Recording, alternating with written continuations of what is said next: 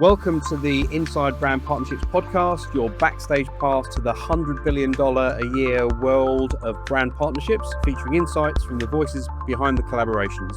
I'm Jamie, your host, and today we welcome the wonderful Karin from Tony's Chocolonely to share invaluable experience from with inside the brand. Karin will be giving you an insight into everything you need to know about successfully starting and running brand-to-brand collaborations together, what inspires them, and also who they'd love to maybe collaborate with. So whether you're a seasoned professional or brand new to the collaboration arena, this episode is definitely for you, with some packed with actionable insights. Let's get underway. Hello, Karin from Tony's Chocolonely. I have to say, one of my favorite chocolate brands. Recently introduced to the brand itself, but they now feature as part of my shopping every week. So great to have you here. So happy to be here. Thank you for having me. So do you want to start off by telling us a bit about yourself, where you're from, and how you end up in your current role, please? Yeah, so it's lovely to be here. I'm from New York originally and currently based here, which is wonderful. I have kind of a unique role in how I got to Tony's. I've been with the brand a little over 5 years.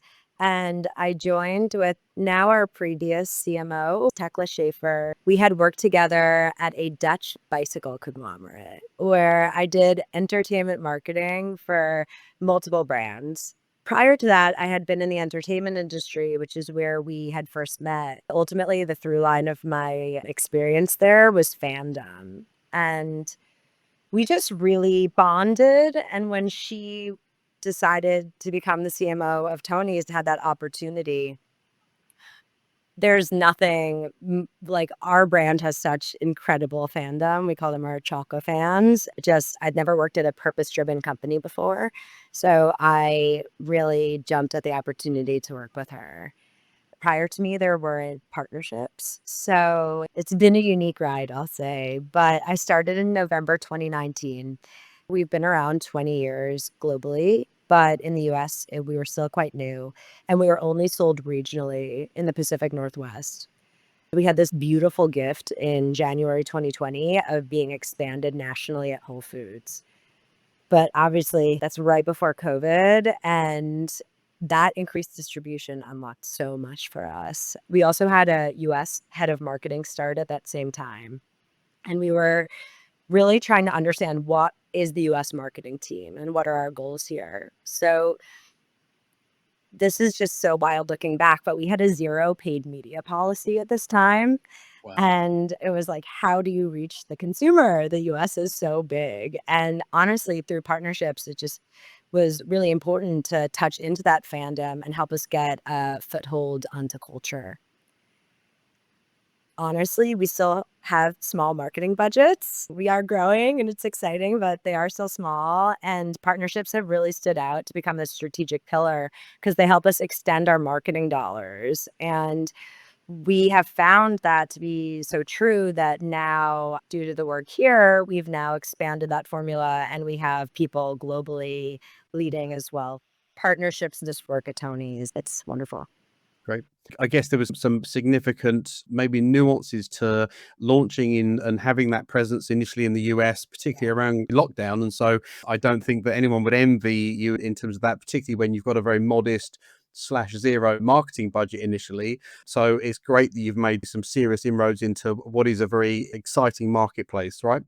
Yeah, absolutely. Definitely. It was zero paid media, but now we do have paid media policy. So it's still small, but it goes a little far. So we're excited.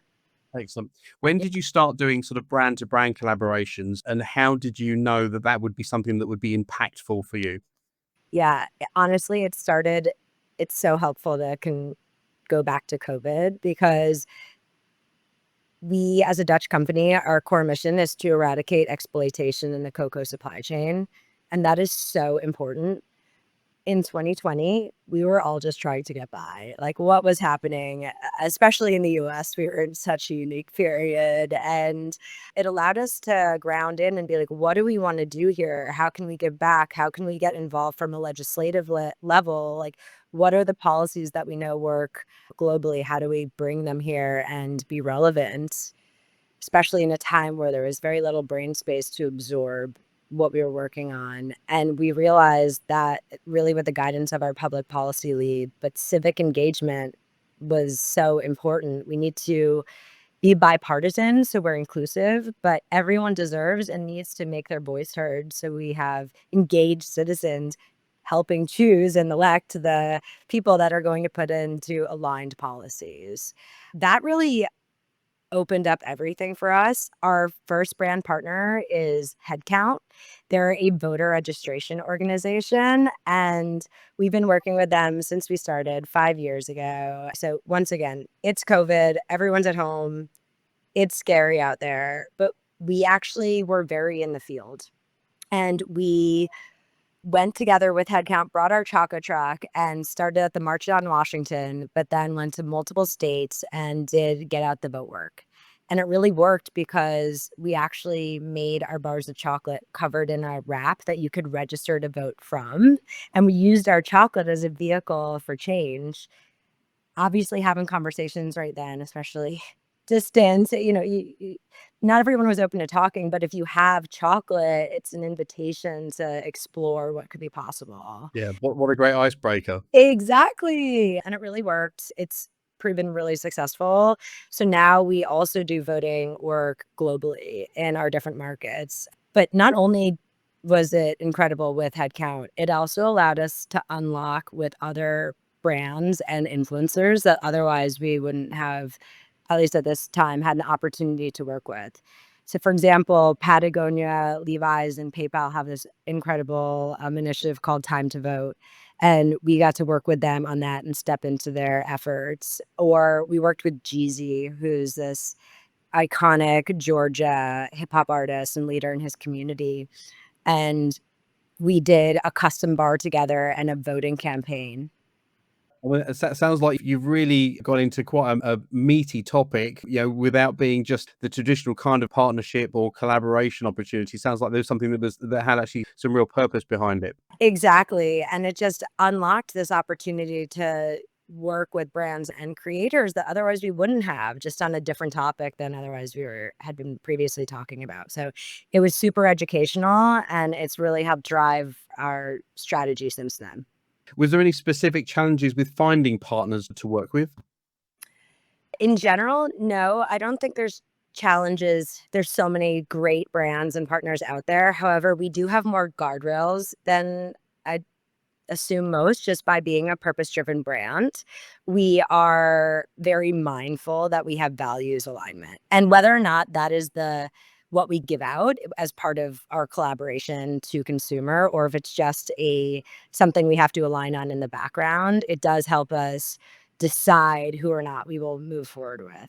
Although sometimes I would just be amazing to do these big buzzy brand collaborations. If we don't have that alignment in how we move through the world, it doesn't feel authentic. What collaborations have you worked on outside of that you'd be able to share that went really well, do you think? Yeah, I have a couple favorites. One we did more recently, it was with the Washington Post.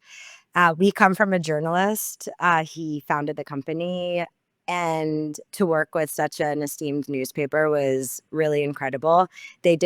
Had done very few collaborations prior to us, but we created a package of what we called conversation starters. So you'd have conversation over chocolate and launched together. And what it unlocked for us, being a small brand, it included a lot of advertisements from the Washington Post, not only as a print ad, which was like the coolest thing ever to see Tony's in print, but also digital ads that led towards our website to educate people on the partnership, the brand, and also to our web shop for sales. And then another that I love is with the Empire State Building. We in the US are very proud to be based in New York, and there's no one more iconic than the Empire State Building when you think of New York City. They also have an incredible TikTok and social strategy. So we've made content together, or we've been working together for years. So we always have chocolate available to the people in the building. We do a lot of alignment around holidays where we'll sample on the observation deck. And beyond, they've even lent us space before for like a big marketing meeting. It's just a really thoughtful and holistic partnership. And Fabulous. the last I wanted to highlight, because it's so special, is we work with Glastonbury. And I mean, who is more exciting to work with than Glastonbury? I truly can't think of it. But I work with my incredible UK partner, Lucy, on this collaboration. We've been working with Glastonbury for 3 years. What is more scarce than a Glastonbury ticket? I can't think of much. No. So we created 5 pairs of tickets that are sold in our large Willy Wonka style bars, and we make that gamified opportunity if you will find these tickets. But what really works about it is that all the proceeds from it goes to our shared partner Oxfam. So you have scarcity, you have charity, and just an incredible alignment of three groups coming together. That's great. It's such diversity across those three examples that you've given that obviously, hugely varied and, very different. And notably, obviously, the difference in selling, confectionery products in where you are in North America compared to, the competitive landscape and how that features over here in the UK. Absolutely. Yeah, really interesting because I was certainly aware of the competitive nature of the chocolate industry, and how I think countries are often very passionate about their own production. And we've got people like Cadbury here, and it's great to see businesses like yours that are coming into the fray now and actually competing head on with some very well established businesses. And I guess that's something you've seen coming into the North American market, particularly when you're going up against people like Hershey's and others that have been in situ for many years. Absolutely. With our own fandoms and delicious products. How do you measure success when it comes to that sort of collaboration, or that sort of, is it just the number of bars sold, or what else do you look for when it comes to a campaign? It really depends. They're all unique with their own goals, but it's typically awareness, I would say. And then honestly, if you taste the chocolate, you're probably going to love it. So we really do our best to get chocolate in people's hands and allow for sampling. But otherwise, the metric depends on what our goal is per campaign. Are there any things you want to be mindful of if you go into a collaboration that might make it not successful, or might be challenging, or might something that you try and avoid to make sure that it's not something that causes you a problem? Absolutely. I've definitely had learnings along the way. A few things I would highlight are two brands. First of all, are they the same size brands? Because if they're not, is there expectations aligned on them both receiving the shine they deserve? Also, depending, probably both brands have very clear brand identities. So when you have the creative teams get involved, are they able to find a common ground that everyone is winning and that their brand is properly showing up in a way that feels comfortable and aligned? Also, if you're having a longer term partnership, that say you're launching a product, that might take 2, even 3 years from the development to the launch. So are the same people going to be working there? The teams Cool. might change a lot over that time. If that's the case, I've definitely learned the partnerships I work on aren't at contract level. That's not necessary. But if you're creating a new product together, they certainly should be, because if someone decides to come and just scrap the project, I mean, that's so much money and investment and time and resource and love that's gone into something that might just disappear because someone new has joined in. So having those clear goals and what needs to be written out and signed to be there.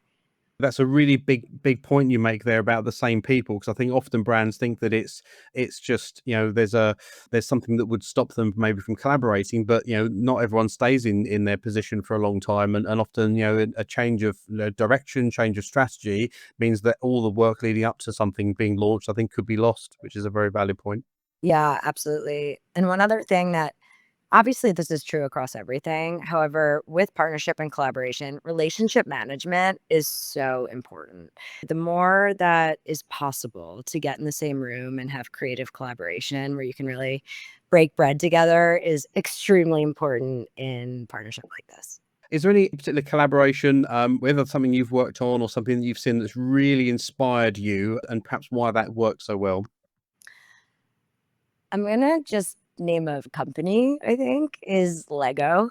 Okay. I just think no one does it better than Lego, honestly. There's individual cases of different brands doing like incredible things, but Lego is consistent. They're constantly innovating in partnership, and they do it across so many different areas. They do music, they do fashion, they do gaming. They've worked with IKEA to make like a really clean box that you can have to build on. Like they're thoughtful, they're endemic in how they show up with the partner.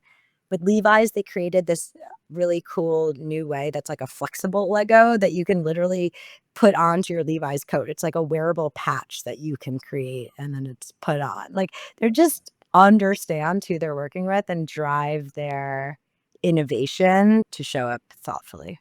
I have to say I'm a big fan of Lego, and I've seen the rise of some of their stuff that's linked towards the movies, the Harry Potter, Star Wars, etc., and how they've been hugely popular.